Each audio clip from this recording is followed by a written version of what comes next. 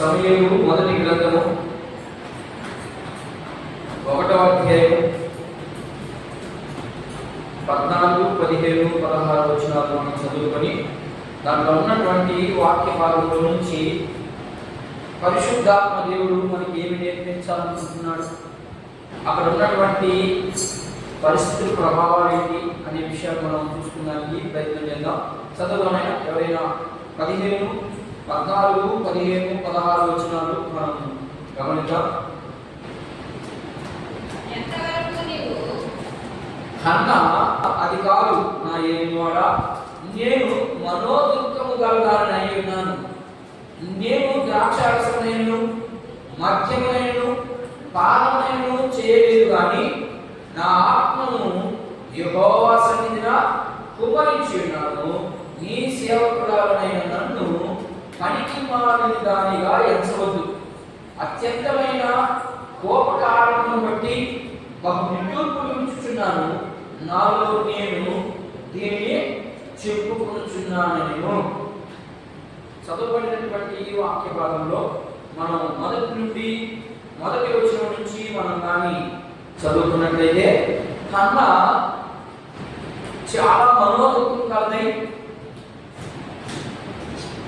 దేవునికి ప్రార్థించుటకు దేవుని సన్నిధికి ఆమె వచ్చింది.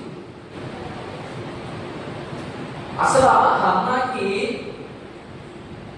బాధ వస్తే పక్కింటోడికి చెప్పాలి. మనమైతే ఏం చేస్తామంటే మనకేదైనా బాధ వచ్చిందంటే ఇక దేవుడు మన వద్దు, ఇంట్లోనే కూర్చొని లేకపోతే పక్కింటికి పోయి ఈ సోదంతా చెప్పి ఆమెతో 4 మాటలు చెప్తే ఆమెని ఇద్దరు వచ్చి ఇంట్లో కూర్చొని జరిగించుకునే రోజులు ఆ రోజులు కూడా అలాగే ఉన్నాయి. కానీ హన్నా అంత మనోవేదనలో ఉన్నటువంటి వ్యక్తి దేవుని సన్నిధికి రావాలంటే అసలు చాలా కష్టం నన్ను అడిగితే. ఎందుకంటే సంతోషంగా ఉన్నప్పుడు దేవుని దగ్గరికి రాలేము, కష్టంగా ఉన్నప్పుడు దేవుని దగ్గరికి రాలేము. మరి ఎప్పుడు అసలు అటు ఇటుగా ఉంటూ అసలు మనం దేవుని సన్నిధికి. కానీ అన్న మాత్రము ఖచ్చితంగా ఎలాంటి పరిస్థితులు వచ్చినాయి అంటే చాలా మనోదుఖం. ఏం కలిగింది నాకు అంత బాధపాపము, అంత బాధ కలిగే పని ఏమైనా జరిగిందా, లేకపోతే ఇంకేదైనా జరిగిందా అని మనం ఆలోచన చేస్తే అక్కడ ఏం జరిగిందయ్యా అంటే ఎల్కానా చదువుదాం ఒకసారి. ఒక్క వచ్చిన చదువుదాం.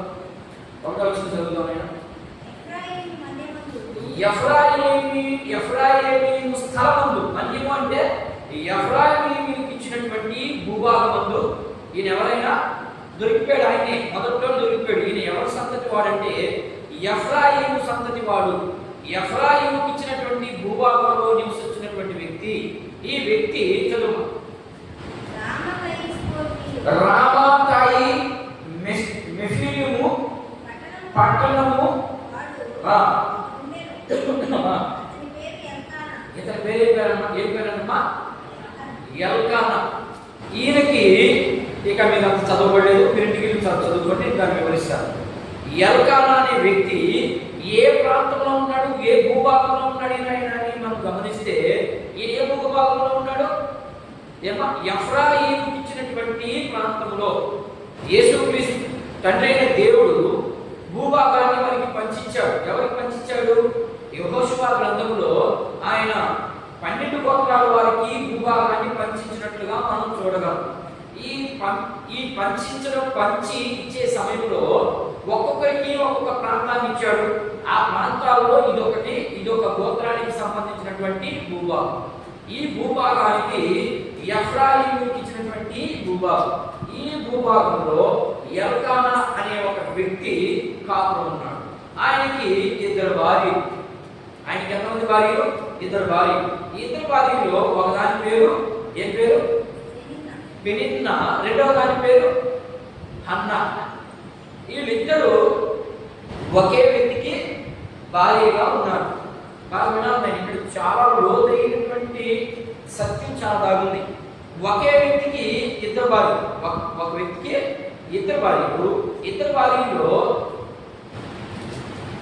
పెనిన్నాకి మాత్రం పిల్లలు పుట్టారు, హన్నాకి పిల్లలు పుట్టలేదు. పిల్లలు పుట్టకపోగా ఈ పెనిన్నా ఏం చేసిందయ్యా అంటే హన్నాని అవమానపరిచినటువంటి మాటలు మాట్లాడాడు. నువ్వు ఇంతే మనవడట్లా, నువ్వు గొడ్డలాదానివి, నువ్వు అట్టాడానివి, నువ్వు ఇట్టాడానివి, నీకు పిల్లలు ఒకరు, నువ్వు చేసిన పాపాలకి దానికి ఏమైనా సంబంధం ఉందా? ఏం సంబంధం లేదు. పాపానికి శిక్ష ఉంది. ఏంటా శిక్ష అంటే నరకం. కానీ మనం ఏం మాట్లాడతామంటే, అందుకనే క్రైస్తవులు అనబడినటువంటి మనం కూడా తొందరపాటులోనో లేకపోతే ఆవేశంలోనో అనేకమైనటువంటి మాటలు మాట్లాడేస్తాం. అర్థమైందా? ఆ మాటల వల్ల మనకు కూడా రేపు శిక్ష ఉంటుంది అనే విషయాన్ని అర్థం చేసుకోవడానికి ప్రయత్నం చేద్దాం. అది ఆదివారం రోజు మాట్లాడుకుందాం దాని గురించి. అర్థమైందా? అయితే ఇక్కడ ఈ హన్నాని ఏమేమి తిట్టిందని, పిల్లలు లేదని ఏమేమో మాటలు మాట్లాడుతుంది. అందుకని ఆమె బాగా వేదన పడి, బాగా ఆమెకి మనోదుఖం కలిగినది, కుమిలిపోయింది. తన లోపలనే బాగా కుమిలిపోయే మనిషి అయితే పైకి ఉంది, కానీ లోపలంతా కోట్లన్నీ పనిచేయనటువంటి స్థితికి వెళ్ళిపోయిందని. వెళ్ళిపోయినప్పుడు ఆమెకి ఒక ఆలోచన వచ్చింది. ఏం ఆలోచన అంటే, మనం దేవుని మందిరానికి వెళ్ళి ప్రార్థన చేద్దాం.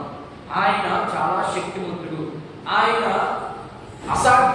ఆయనకి అసాధ్యమైంది ఇంకొకటి లేదు అనే భావం కలిగి ఆమె ఎక్కడికి వచ్చింది? ఇప్పుడు దేవుని సన్నిధికి వచ్చింది. దేవుని సన్నిధిలో ప్రార్థన చేస్తా ఉంది. ప్రార్థన చేసే సమయంలో అక్కడ యాజకుడు ఉన్నాడు. అక్కడ ఆ యాజకుడు ఎవరయ్యా అంటే ఏలియా వేరే, ఏలి వేరే. ఇక్కడ ఏలి దైవజనుడు, ఈయన పాస్టర్ కావచ్చు, లేకపోతే ముఖ్య అతిథిగా ఉన్నాడు. అలాంటి వ్యక్తి ఆమెను చూశాడు. అన్నను చూసి, అన్న పాపము ప్రార్థన పెద్దగా చేయలేకపోతుంది, మనం కూడా చేయలేక పెద్దగా ఉంది. ఆమె మనోదుఖంతో ప్రార్థన చేస్తా ఉంది. బయట నిలబడడం లేదు, పెదాలు మాత్రమే కనబడుతున్నాయి, మాట మాత్రము, శబ్దం మాత్రం బయటికి రావడం లేదు. ఇది ఏలి, ఈయన ఒక పెద్ద సేవకుడు, వయసు కలిగినటువంటి వ్యక్తి. ఈయనకి ఇంచుమించు ఒక 70-80 వయసు కలిగినటువంటి వ్యక్తి. ఈయన ఆమె ఛాయ చూశాడు. ఆమె ఛాయ చూసేసరికి ఈయన ఎలా ఉందంటే మత్తురాలు. ఎందుకనే అక్కడ మాట మాట్లాడింది 15వ వచనంలో, మత్తురాలు అయిన ఉన్నావు అనే మాట ఏలి అడుగుతాడు. అప్పుడు ఈమంటుంది, నా ఏలినవాడా, నేను మత్తుతో లేను, నేను ఎట్లనంట మనోదుఖంతో ఉన్నాను, నేను నిద్రపోతున్నావు అనుకుంటున్నామేమో. అంటే ఏదైనా మద్యం తాగు, లేకపోతే ఇంకొకటి వేసుకోను, నేను తాగి అక్కడికి వచ్చి దేవుని సన్నిధిలో మౌనంగా ఉన్నాను అనుకుంటున్నాను. కానీ నేను అలా లేను. మరి ఎలా ఉన్నాను అంటే, నేను బహు దుఃఖము కలదానై, నేను బహు వేదన కలిగిందానై నేను దేవునికి ప్రార్థిస్తా ఉన్నాను అన్నప్పుడు, ఇప్పుడు ఏమన్నాడు? మనం కూడా చూసినన్నింటినీ తప్పుగానే భావించుకుంటాం. ఎప్పుడు తప్పుగా భావించుకోకూడదు. ఇక్కడ దైవజనుడు ఏలి, అందులో దేవునితో ముఖాముఖిగా మాట్లాడుకుంటున్నటువంటి వ్యక్తి, ఆయనే ఆమెని అనుమానించాడు. మరి మనమైతే లక్ష్యాలు ఇచ్చేస్తాం. అసలు ఏం జరగదానికే మనం అంతా జరిగిపోయిందంటే ఫీల్ అయిపోతా ఉంటాం. మరి అదంతా కూడా తప్పు.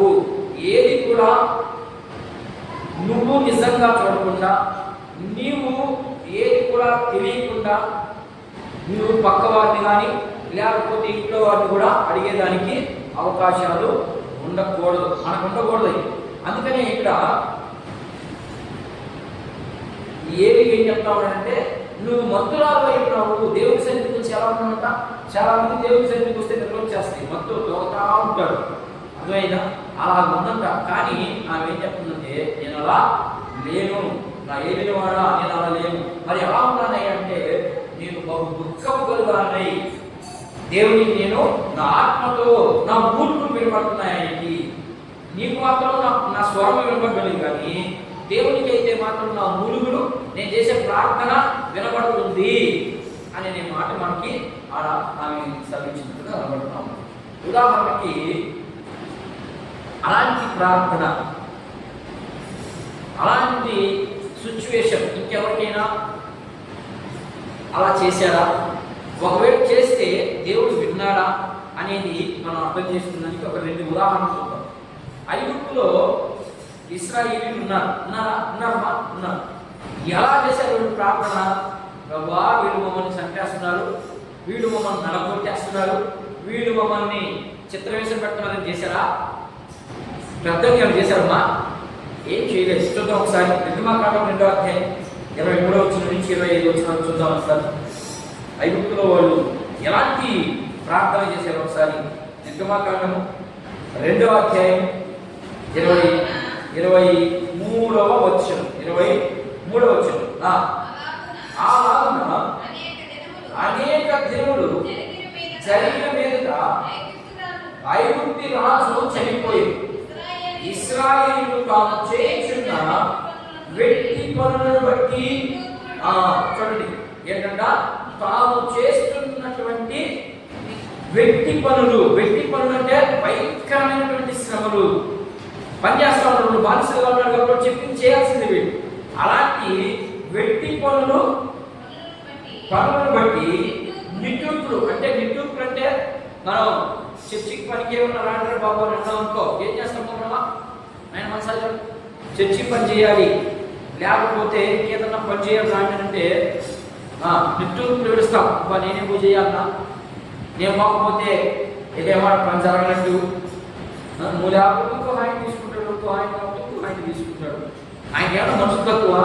వీడు అంటే అట్లాంటి నిట్టూర్పులు, అబ్బా ఏమి బాధ మాకు, ఏమి శ్రమ మాకు, ఎందుకు ఈ శ్రమలు మాకు అని నిట్టూర్పులు విడుస్తూ వాళ్ళు నిట్టూర్పు విడుస్తూ మొరపెట్టుచు ఉండగా తమ వెట్టి పనులు బట్టి వారు పెట్టిన మొర దేవుని వద్దకి చేరెను. వీళ్ళు పెట్టినటువంటి నిట్టూర్పును బట్టి వీళ్ళ మొర ఎక్కడికి వెళ్ళింది అంటే, వీళ్ళే ప్రార్థన చేయలేదు దేవుని మందికి పోయి. వాళ్ళు చేసే ఆ శ్రమను బట్టి వాళ్ళ హృదయంలో బాధపడుతూ ఉన్నారు, మోరుతూ ఉన్నారు. అయ్యో మేము గొప్ప దేవుని ప్రజలమే, మేము ఏర్పాటు చేయబడినటువంటి కుటుంబాలలో ఉన్నటువంటి ప్రజలమే, మేము అందులో దేవుని ప్రజలమే, ఆయన సర్వశక్తి కలిగిన వాడు, ఎందుకు మాకు ఇంత శ్రమ, ఎందుకు ఇంత మాకు కష్టం, ఎక్కడున్నాడు మా దేవుడు అని మూలుగుతా ఉన్నారు. వీళ్ళు ఆ మూలుగులు ఎక్కడికి వెళ్ళాక దేవుని సన్నిధికి వెళ్ళిపోయినాయి. దేవుని సన్నిధికి వెళ్ళిపోతుందని దేవుడు వెంటనే రియాక్ట్ అయ్యాడా? సైలెంట్గా ఉన్నాడా? వెంటనే ఆయన బిడ్డలు బాధపడుతుంటే మౌనంగా ఉంటాడు. ఆయన మౌనంగా ఏమున్నాడు? మౌనంగా ఉన్నాడు అంటే కారణం నీలో ఏదో లోపం ఉందని అర్థం. అంటే ఆయన మౌనంగా ఉండడు. మన ప్రార్థన ఆయనకి ఎంతో ఇష్టకరమైనటువంటి ప్రార్థన అది. కానీ మన ప్రార్థన ఎలా చేస్తామంటే చెయ్యాల్సిన క్రమంలో చేయం. అర్థమైందా? ఆయన అడగమన్నట్టు అడగం, ఆయన చెయ్యిద్దాన్ని బట్టి అడుగుతున్నాం. అది ఎక్కడో ఇప్పుడే మీకు అర్థమైపోయింది. ఎట్లా అంటే వెట్టి పనులు బట్టి, వారి బాధలను బట్టి, వారి మూర్ఖులు దేవుని సన్నిధికి వెళ్ళాయని మొదటి మాట కనబడుతుంది. ఇంకొక మాట చూద్దాం. కీర్తన గ్రంథము 6వ కీర్తన. దావీదు మహారాజు ఆయనే చూడండి ఎలాంటి ప్రార్థన చేస్తున్నాడు. 6వ కీర్తన 6వ వచనం చూద్దాం ఒకసారి. నేను మూల్గుచు ప్రతి రాత్రి కన్నీరు విడుచుచున్నాను, నా పరుపు ఏంటమ్మా? ఆయన పరుపు అంట. ఆయన చేసినటువంటి ప్రార్థనలో కన్నీళ్లు, ఆ కన్నీళ్ళ మధ్యలో తేపడుతుంది. అంటే ఎన్ని నీళ్లు పోసుకుంటాడు ఆయన? పరుపు తేలుతుంది. ఆ పరుపు తేలాలంటే ఎన్ని నీళ్ళు పోయాలి? ఆయన అలంకార రూపంగా మాట్లాడుతున్నాడు ఆ భాషని. అయ్యా నేను రాత్రి పెట్టే కన్నీరుకి నా పరుపు పైకి వెళ్తుంది, నా పరుపు తేలికగా లేచి నీడ మీద ఎలా కొట్టుకుపోతుందో అలా కొట్టుకుపోతుంది. ఇంకా నా కన్నీరు చేత నా పడక ఏదన్నా పడక కొట్టుకోపోవాలంటే ఎన్ని నీళ్ళు కావాలి? ఒక ఎల్లవే రావాలి పడక కొట్టుకోపోవాలంటే. మరి ఆయనేమో అంత ప్రార్థన చేస్తున్నాడు. దావీదు మహారాజు ఏంటి? మరి మనం ప్రార్థన చేస్తాం. ఏమని ప్రార్థన చేస్తాం? ప్రభువా నువ్వు ఇస్తావా సస్తావా? మన ప్రార్థన అది. నువ్వు ఇస్తావా? ఈకపోతే నేను ఇంకో దగ్గర పోతా. ఏడపోతావు? ఈకపోతే నీ చర్చిలో ప్రార్థన పెట్టు లేదు, నేను ఇంకో చర్చికి పోతా. అక్కడైతే వింటాడు బాబు, ఈ చర్చిలో అయితే ఉన్నాయి. అంతే కదా? అంతే మనం చేసేది. అందుకని దేవుడు ఎవరిని ఎక్కడ పెట్టాలని అక్కడ పెడతా వస్తూ ఉన్నాడు. ఎవరెవరిని ఎక్కడ పెట్టాలనో ఆయనకి బాగా తెలుసు, మనకు తెలియదు. మనం ఏమనుకుంటాం, అబ్బా నమ్మకంగా ఉన్నాడు ఆ వ్యక్తి దేవుని సన్నిధిలో, ఏం లేడు. నమ్మకంగా అయితే పైకి ఉన్నాడు కానీ దేవునికి నమ్మకంగా లేడు. దేవునికి ఏం అవసరం? నమ్మకం అవసరం. ఆయన నమ్మకత్వాన్ని మాత్రమే చూస్తాడు. నువ్వు చేసేదేమో పైకి మరే నమ్మకంగా ఉంటావు, మనుషునికి మాత్రమే కనబడుతుంది ఆ నమ్మకం. దేవుడు అలాంటి దాన్ని చూడాలి, ఆయనకి నమ్మకంగా కనపడాలి. ఇశ్రాయేలు పుట్టక మునుపు అబ్రహాం కంటే ముందు చాలా మంది ఉన్నారు. వాళ్ళందరూ ఆయనకి ఇష్టపడ్డారా? ఏమి ఇష్టపడలేదు. అబ్రహాంతో మాత్రమే చెప్పాడు. ఏమి నమ్మకస్తుడు. ఎందుకంత నమ్మకం? గొడవలకి లేదా నమ్మకం? నమ్మకం లేకపోతే ఆయన మాట ఎంత కొనసాగించారు, కానీ అందరికి ఇచ్చాడు అలాంటి బిల్లు. అబ్రహాంకు మాత్రమే ఇచ్చాడు. నన్ను నమ్మెను, అది నాకు నీతిగా ఎంచబడింది. నమ్మకమే ఆయనకి కావాల్సింది. నువ్వు ఎంత ఖర్చు పెట్టావు, నువ్వు ఎంత పని చేసావు, నువ్వు ఏం చేసావు అనేది ఆయనకు అవసరం. నీవు ఎలా ఉన్నావు? నమ్మకంగా ఉన్నావా? లేకపోతే ఏదో కాలక్షేపానికి చర్చికి రావాలి కాబట్టి వచ్చి పడుతున్నావా? ఇదే చూసేది ఆయన. కాలక్షేపానికి చర్చికి వచ్చి వెళ్ళిపోతే అది నమ్మకం అవ్వదు. నమ్మకంగా ఉన్నారంటే ఆయన కొంత పనిని అప్పగిస్తాడు. ఆ అప్పగించిన పనిని కష్టం వచ్చినా, సుఖం వచ్చినా, శ్రమ వచ్చినా నువ్వు దాంట్లో నిలబడి నువ్వు దాని ప్రకారంగా వెళ్ళినప్పుడు మాత్రమే నీ ప్రార్థన చిటికీలో వెళ్ళిపోతుంది. చిటికీలో వెళ్ళిపోతుంది. ఇంకా చూద్దాం 102వ కీర్తన, కొన్ని మాటలు చూద్దాం. తొందరగా చూద్దాం. 102వ కీర్తన 20వ వచనం. చెరసాలలో ఉన్న వారి మురుగులను అమ్మా వినుటకును చావునకు నియమింపబడిన వారిని విడిపించుటకును ఆయన ఉన్నతమైన పరిశుద్ధాలయం నుండి ఏం చేస్తున్నాడంటమ్మా? తొంగి చూస్తా ఉన్నాడంట. దేవుడు ఎలాంటి ప్రార్థన చేస్తుంది? ఉత్తి ప్రార్థన చేస్తా ఉంటాం మనం చేసిందంటే ఆమె ఎలా ప్రార్థన చేసింది? ఏమ్మా అన్న ఎలా ప్రార్థన చేసింది?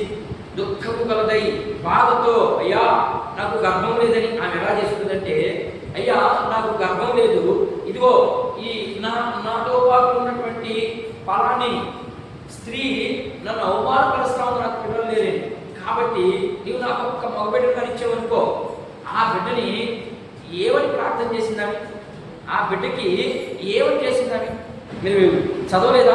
సమయం గ్రంథాన్ని ఎప్పుడు చదవలేదా? ఆమె ఎంత తీర్మానం చేసుకుందంటే అంత తీర్మానం చేసుకుంది. ఆ తీర్మానానికి తగ్గట్టుగా నమ్మకంగా ఉంది. మనం కూడా తీర్మానాలు చేసుకుంటావా? అన్న ఏం తీర్మానం చేసుకుంది తెలుసా? నువ్వు కానీ నాకు బిడ్డను కనిస్తే ఆ బిడ్డ నీ సన్నిధిలోనే కలగాలి, ఇంకెక్కడ వెళ్ళకూడదు. ఎప్పటికీ వాడు తల మీద క్షవరనే పెట్టను, అంటే ఇంటర్వ్యూలు కత్తిరించేదానికి అవకాశం ఛాన్సే ఇవ్వను అని చెప్పి ప్రార్థన చేసింది. దేవుడు ఆమె ప్రార్థన విన్నాడు. ఆమె నిజాయితీ కోసం ఆమెకు బిడ్డనిచ్చాడు. ఈమె నిజాయితీ ఉంటుందా? ఉండదా? అలాంటి చాలా మంది ఉన్నారు. నిజాయితీగా లేకుండా బయట బైబిల్ గ్రంథంలో ఉన్నారా? చాలా మంది ఉన్నారు. పేరుకేమో ముందు నాయనాన్ని బట్టి నేను నీకు కావాల్సినంత చేస్తానని చెప్తాం మనం, ఏం చేయవు. కానీ అన్న మాత్రం ఆ నిజాయితీని మాత్రం వదులుకోలేదు. ఆమె ఏదైతే ప్రార్థించిందో, ఏదైతే ఆమె నిబంధన చేసుకుంది, వాగ్దానం కాదు, ఆమె ఒక నిబంధన చేసుకుంది దేవునికి, ఆ నిబంధనని గట్టిగా పట్టుకున్నాడు. అలాగే దేవుడు ఆమె ప్రార్థన విన్నాడు. ఆమె గర్భాన్ని తెరిచాడు, బిడ్డనిచ్చాడు. బిడ్డని ఇచ్చిన వెంటనే మనమైతే ఏం చేస్తామా? నిజం చెప్పండి, గుడ్డి మీద చేసుకుని చెప్పండి. మనమైతే ఇక ఖచ్చితంగా ఇంటికి తీసుకుపోయి వాడికి తోమతరలు కట్టి వాడికి ఏమేమో చేసి దేవుడి సన్నిధికి అయితే అప్పగించాం. ఎప్పుడు అప్పగిస్తామంటే వాడికి ఒక 50-60 ఏళ్ళు వస్తాయి చూడు, అప్పుడు మొనాయన చర్చికి అని చెప్తాం. అంతే కదమ్మా? అంతే, నిజంగా చెప్తానండి నేను. కానీ అన్న పాలు విడవక తలికే అని అంటుంది అక్కడ. పాలు విడవక తలికే అంటే వాడు వయసు ఎంత చూడండి ఒకసారి. అదే వయసులో తీసుకుపోయి ఏరియా చేతి ఇచ్చేసింది బిడ్డని. మీరు తీయగలరా? ఇగలమ్మా? మనం సంపాదించిందే ఇవేమో, ఇక బిడ్డనీయగలమా? ఏమమ్మా? మనం సంపాదించిన దాంట్లో దేవునికి పని జరిగించాలి అనే దానికే ఖర్చు పెట్టం మనం. ఇక నువ్వు దేవునికి నీ బిడ్డనీయగలవా? ఈరోజు సంపాదించుకుంటాం, రేపు సంపాదించుకోవడం మన జీవితం అంతే. ఇక బిడ్డలు రోజు సంపాదించుకుంటావా? రోజు కంటా ఉంటాం బిడ్డల్ని, కానీ ఒకసారి కనేది సంవత్సరానికి ఒకసారి. మరి ఆమె ఏం చేసింది చూడండి, ఆమె ఎంత తీర్మానం చేసుకుంది, ఆమె ఎంత నమ్మకంగా ఉందో చూడండి. మనం ఎన్ని తీర్మానం చేసుకుంటాం. ఎందుకు ఆమెను పెట్టాడంటే ఆమెలో నుంచి ఆమె ఎలా ప్రార్థన చేసింది, ఆమె గుణగణాలు ఏమిటి మనకు నేర్పించే దానికి ఒక 6 విషయాలు చెప్తాను. ఆమె నుండి మనకి ఏమి నేర్పించాలని ఈ పుస్తకంలో ఆమె చరిత్ర పెట్టాడు దేవుడు. అంటే ఆ పుస్తకంలో ఆ పేరు రాసింది అంటే ఆమెలో నుండి మనకి ఏమి నేర్పించాలని అక్కడ పెట్టాడనేది ఒక 6 విషయాలు నేను ముఖ్యంగా చెప్పేదానికి ప్రయత్నం చేస్తాను. మొదటి విషయము, ఆమె దేవునితో సరైన సంబంధం కలిగి ఉంది. మొదటి విషయం ఏంటంటే ఆమె దేవునితో సరైనటువంటి సంబంధం కలిగి ఉంది. మొదట 10వ వచనంలో ప్రార్థన కనబడుతుందా? కనబడింది. ఆమె మొక్కుబడి చేసింది 11-12 వచనాల్లో. ఆ మొక్కుబడికి ఆమె 13-14 వచనంలో ఆమె దుఃఖము కలిగి ప్రార్థించింది. ప్రార్థన చేసినప్పుడు మొక్కుబడి చేసుకుంది. ఈ మొక్కుబడి చేసుకుంది తరువాత సంతోషం కలిగింది. ఈ మొక్కుబడితో పాటు దేవుడు వెంటనే ఆమె ద్వారం తెచ్చాడు. అంత ద్వారా ఆమెకి సంతోషం కలిగింది. ఈ 4 విషయాల నుండే నేను మాట్లాడుతున్నాను. ఇక్కడ ఆమె తీర్మానం చేసుకుంది. ఏమని తీర్మానం చేసుకుందంటే, ప్రభువా నువ్వు నాకు ఇస్తే నేను నీకు అప్పగిచ్చేస్తానది. అంటే దాని అర్థం ఏంటంటే దేవునితో సరైన రిలేషన్షిప్ ఉంటే తప్పక, లేకపోతే మనం అలాంటి స్థితికి మనం వెళ్ళలేము, అభివృద్ధి చెందలేము అనేది మొదటి మాట. రెండవ మాట, ఆమెలో గొప్ప భారం కలిగి ఉంది. ఏమని? ఏ కాడికి పిల్లలు పుట్టాల్సిందే, ఏ కాడికి పుట్టించుకోవాల్సిందే. నేను అది చాలా మంది ఏమనుకుంటారంటే అగట్ట కొనుక్కుని వస్తువు అది అమ్మా పిల్లలు పుట్టేదంటే అంత కొనుక్కుందాం వాటిని ఎక్కడ కొనుక్కునే కాదు. దేవుడు ఇస్తే తప్ప లేకపోతే అది జరగని పని. కాబట్టి ఏ కాడికి నాకు దేవుడు ఇస్తాడని ఆమె గొప్ప భారం కలిగి, అది మన 10వ వచనం ఒకసారి గొప్ప భారం ఉన్నారు దాంట్లో. 10, 13, 15 కొత్త చదువుకుందాం. 10వ వచనం, బహు దుఃఖాకాంతులై వచ్చి యెహోవా సన్నిధిలో ప్రార్థన చేయొచ్చు, బహుగా ఏడ్చెను. ఏడేముంది? బహుగా ఏడ్చెను ఉంది. కానీ ఏడికి మాత్రం కనపడలేదు ఆమె ఏడుపులు. ఏం కనబడుతుంది? బహుగా ఏడ్చెను కనబడుతుంది. కానీ ఏమి ఏమంటున్నాడు? మత్తులారా అంటున్నాడు. అంటే లోపట మూలగా ఉన్నవి. ఎక్కడ అంతరంగంలో దేవునికి ఆమెకి ఉన్నటువంటి సంబంధాన్ని బట్టి ఆమె మూలగుతా ఉంది. ఇలాగనే పాత నిబంధనలో ఒక వ్యక్తి ఉన్నాడు. ఎవరైనా చెప్పగలరా? పాత నిబంధనలో దేవునితో ఎదుగులాడినాడు, మూలిగాడు.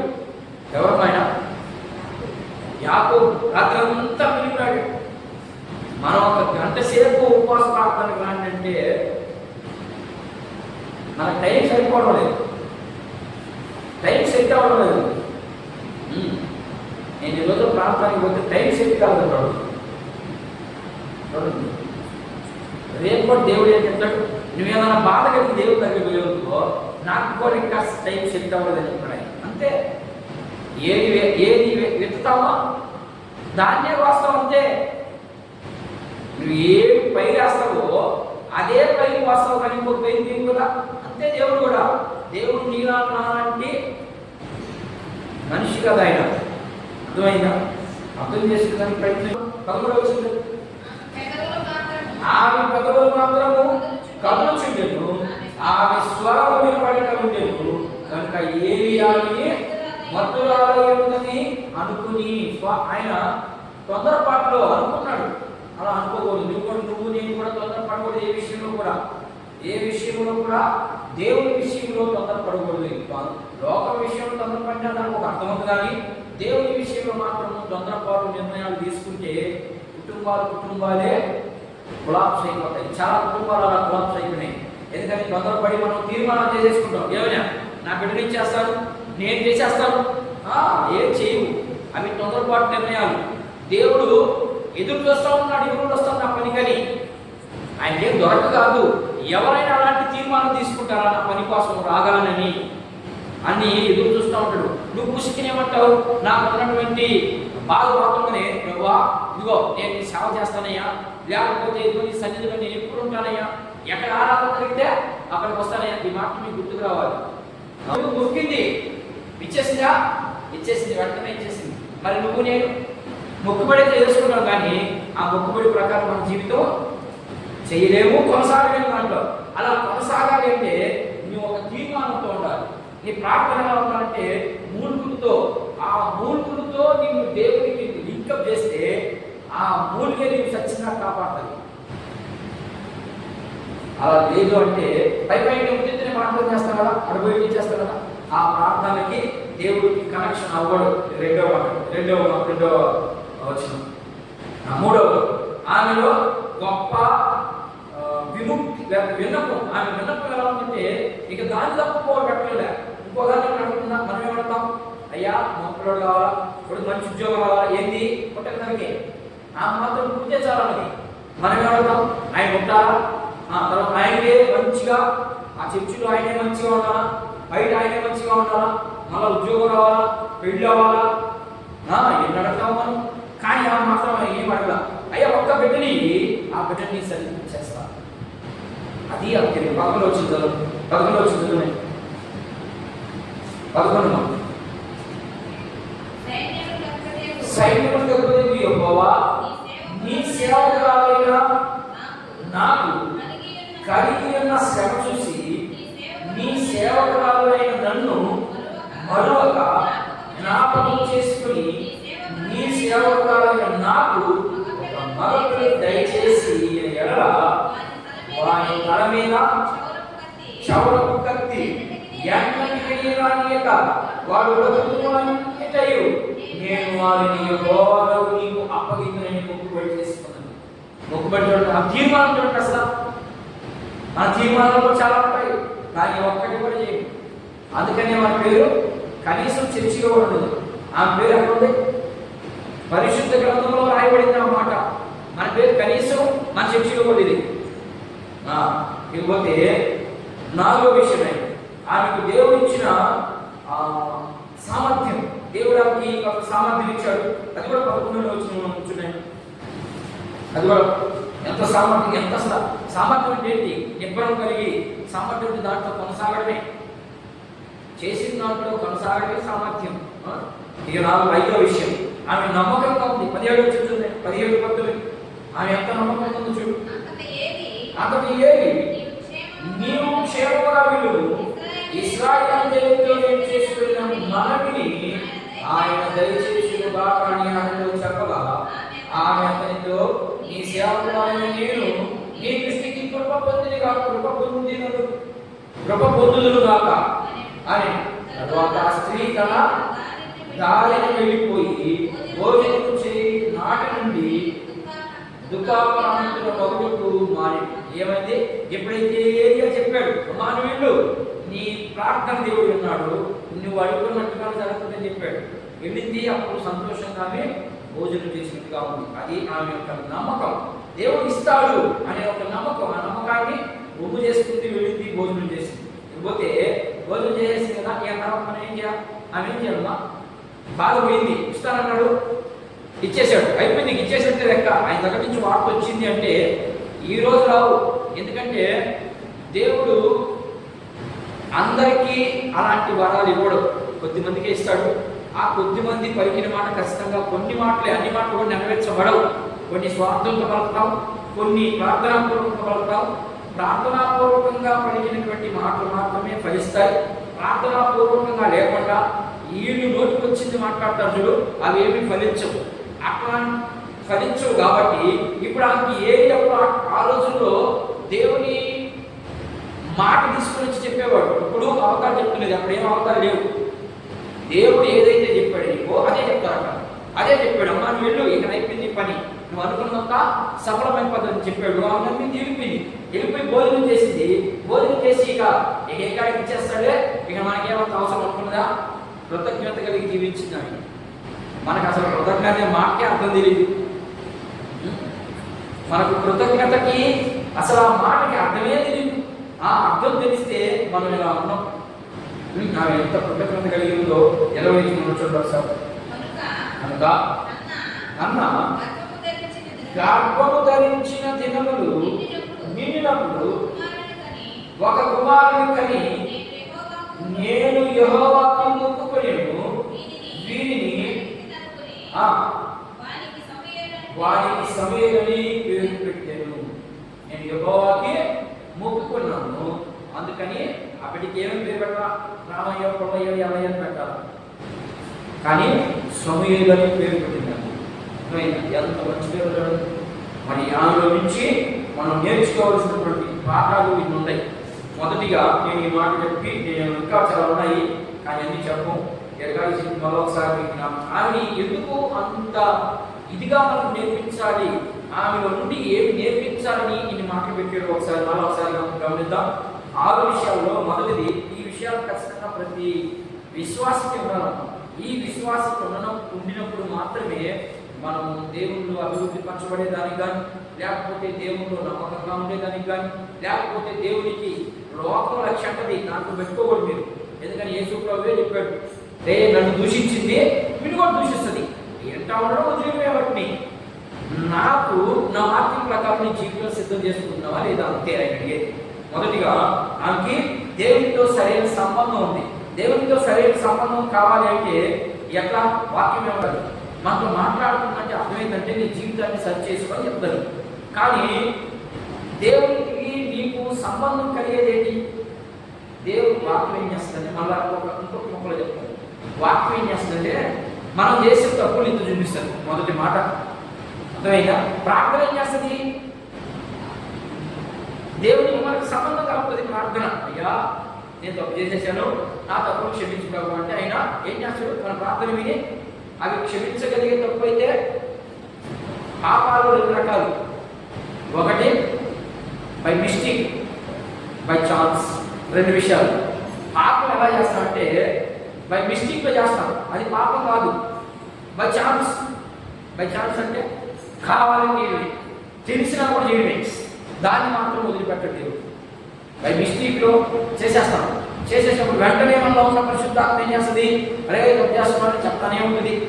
ఉదాహరణకి విషయానికి లేవు అల్లరితో కూడిన ఆటపాటలు అనే మాట తీసుకొచ్చి వాటిని సినిమాలు తెలిపేసారు మనోళ్ళు. ఏం కాదు, ఆ రోజులు అక్కడున్న సందర్భం వేరే. వీళ్ళకి అందుకనే వాక్యం సరిగా తెలియని అందరూ ఏది పడితే అది నోటుకు వచ్చినట్టు వాగేస్తూ ఉంటారు. సినిమా చూడొద్దని బైబిల్ చెప్పలేదు, చూడమని కూడా బైబిల్ చెప్పలేదు. ఎందుకు చూడొద్దని చెప్తారు సేవకులు కానీ మంచి విశ్వాసం అయ్యా అంటే, మనోనేత్రాలు కోల్పోతాం అంతవరకే. దేవుడిని చూసే నేత్రాలు కోల్పోతాం అని అర్థమై మనం సినిమా చూడొద్దని చెప్తాం. అట్లా చూడడం ఉన్నారా? అట్లాంటి ఓటికి పోయిన తర్వాత పోవద్దు. అవి ఎట్లా ఉందో చూడండి. అవి దేవుడికి మనకి సత్సంబంధాలు ఉండాలంటే ఖచ్చితంగా ఏముండాలంట? ఆయనకి నీకు లింక్ ఉండాలంటే ప్రార్థనా జీవితం ఉండాలి. ప్రార్థనా జీవితము లేదంటే ఇంకో సంఘటన ఉండాలి. సాదృశ్యం అంతే సంఘం. నేనైతే ఖచ్చితంగా ఒప్పుకుంటాను, మన సంఘంలో ప్రార్థన చేసేవాడు లేదు.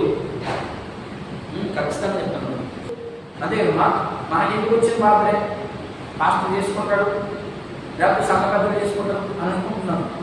రేపు లెక్కలు కాదు, మంచివైనా సరే చెడ్డమైనా సరే దేహంతో జరిగించిన ప్రతి దాన్ని దేవుని ఎదుటి లెక్క చెప్పాలి. చెప్పదుమా? సత్యం రోజు ముందు అడిగేది ఇదే, నిన్ను నన్ను అడిగేది. నిన్నంటే వాడు నన్ను అడగనుకోమాకండి. ముందు అంటే నీ లెక్క నా లెక్క 2 చెప్పాలి. మీరైతే ఒక లెక్క చెప్పాలి. మీకోసం ప్రార్థన